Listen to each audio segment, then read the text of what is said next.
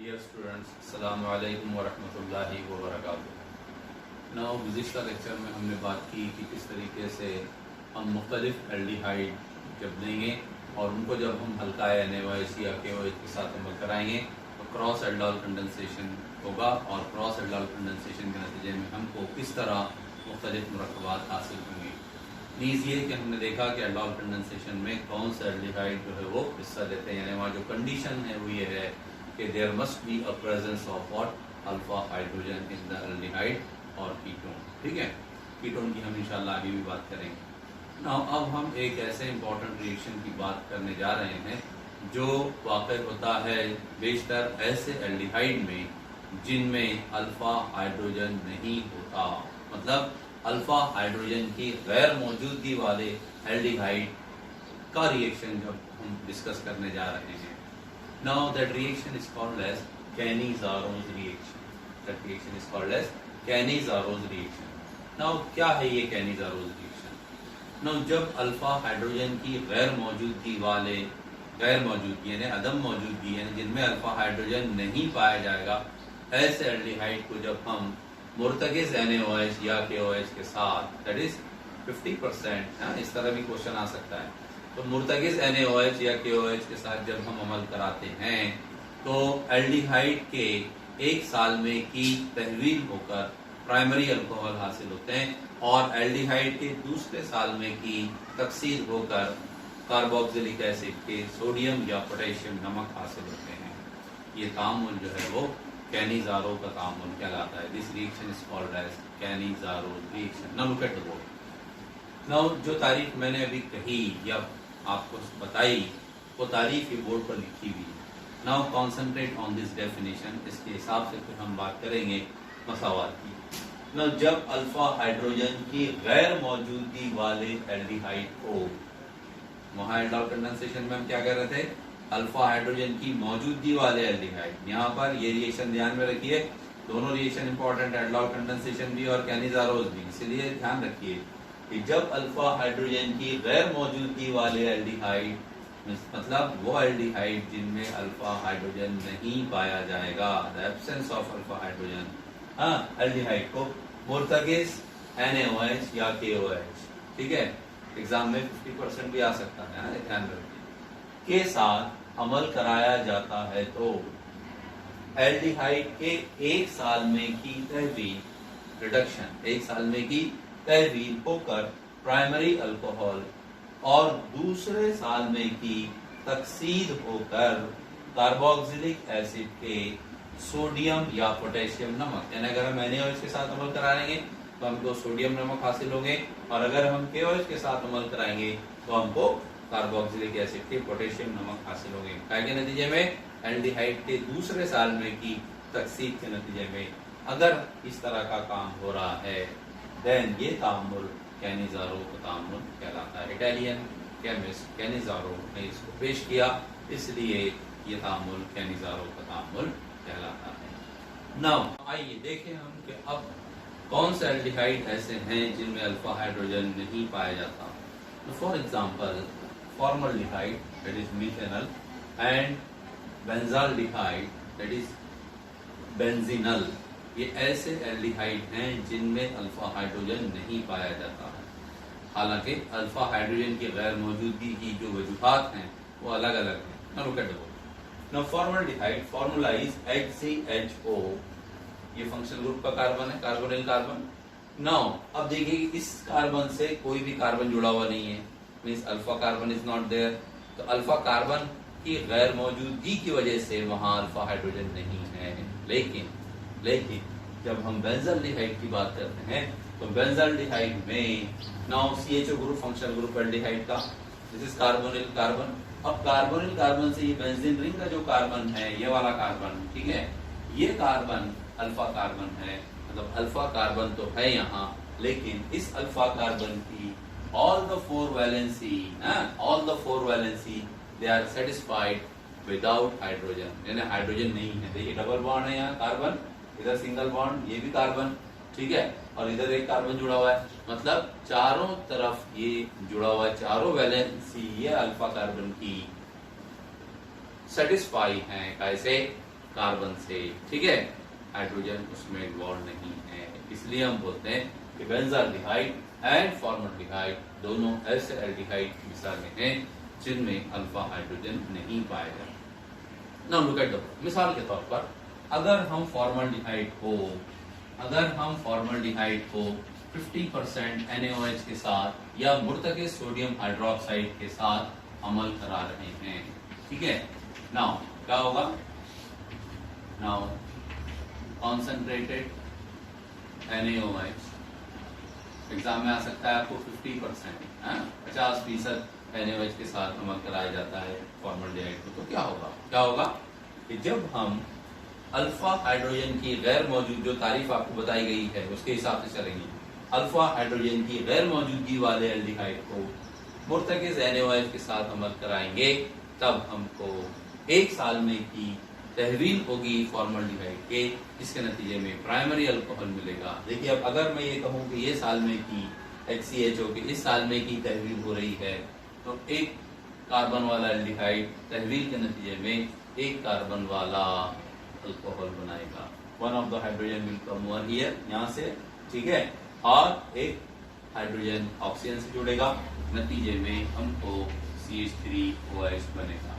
मतलब अगर मैं ये कहूँ कि ये सालमा फॉर्मल्डिहाइड का रिडक्शन का काम अंजाम दे रहा है, तो it means it will absorb what, hydrogen, है ना, हाइड्रोजन जज्ब होंगे तारीफ के मुताबिक।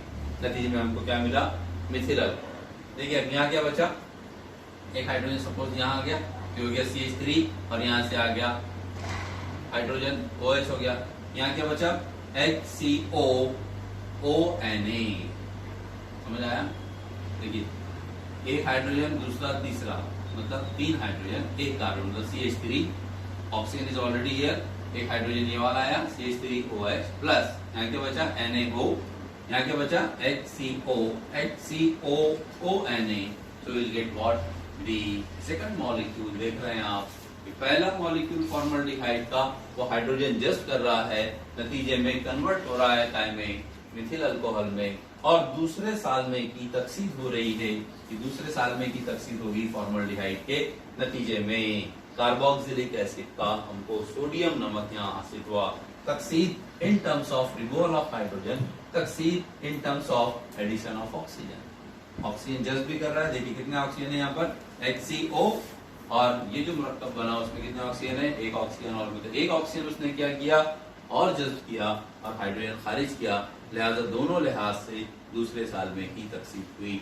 इस तरह एक साल में फॉर्मल्डिहाइड का तहवील के नतीजे में अल्कोहल बनाएगा, प्राइमरी अल्कोहल, और दूसरा साल में फॉर्मल्डिहाइड का तकसीद का अमल अंजाम देगा, और वो तकसीद के नतीजे में उनको उनके कार्बोक्सिलिक एसिड के नमक हासिल होंगे। अगर हम NaOH के साथ अमल करा रहे हैं तो सोडियम नमक, और यहाँ अगर KOH आप लेंगे तो will get potassium salt of formic acid, that is potassium format. यहाँ क्या बना, sodium format, name of the compound is sodium format. समझिए बात, sodium format and CH3OH is methanol. Methanol, देखिए मिथेनॉल तब्दील हो गया थाइमिक मिथेनॉल में, दैट इज मिथिल अल्कोहल में।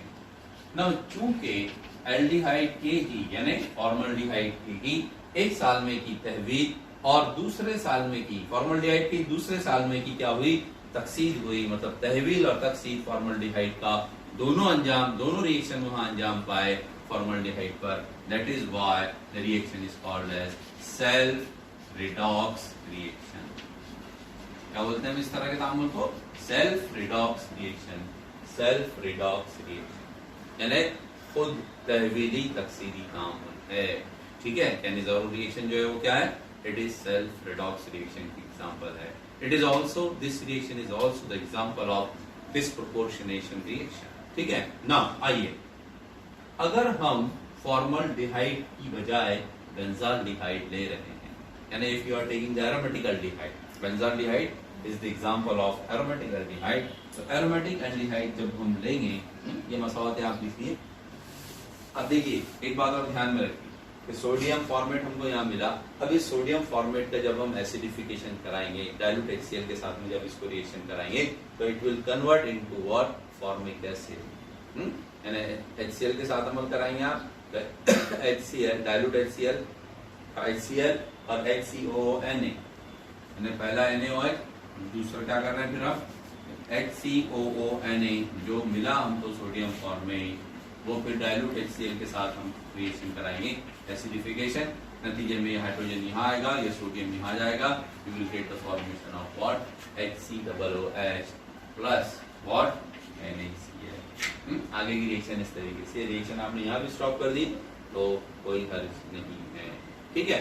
नाउ आइए बात चल रही है हमारी कि अगर हम फॉर्मल्डिहाइड ले रहे हैं, हाँ फॉर्मल्डिहाइड ले रहे हैं तो क्या बना मिथिल अल्कोहल, और ये अगर हम अब एरोमेटिक एल्डिहाइड ले रहे हैं that is what benzaldehyde. No benzaldehyde अगर हम लेंगे तो बेंजाल्डिहाइड के फिर हम क्या करेंगे 2 साल में लेंगे, एक की तहवील होगी और एक की तकसीर, क्योंकि बेंजाल्डिहाइड भी ऐसे एल्डिहाइड की मिसाल है जिसमें अल्फा हाइड्रोजन नहीं पाया जाता, ठीक है ना। Plus second molecule of what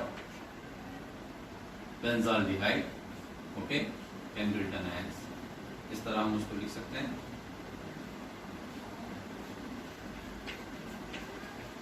यहाँ हमने NaOH के साथ में रिएक्शन कराया, अब हम KOH लेंगे, KOH के साथ में रिएक्शन कराएंगे, कॉन्सेंट्रेटेड KOH के साथ में रिएक्शन करा रहे हैं, ठीक है।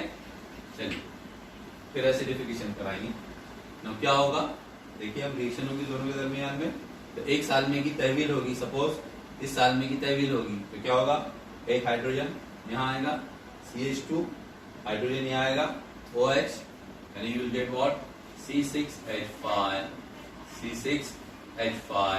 CH2OH, C6H5 CH2OH, this is benzyl alcohol. Primary alcohol की मिसाल है, एरोमेटिक अल्कोहल की मिसाल है benzyl alcohol, also called as phenyl methanol, phenyl methanol METHANOL।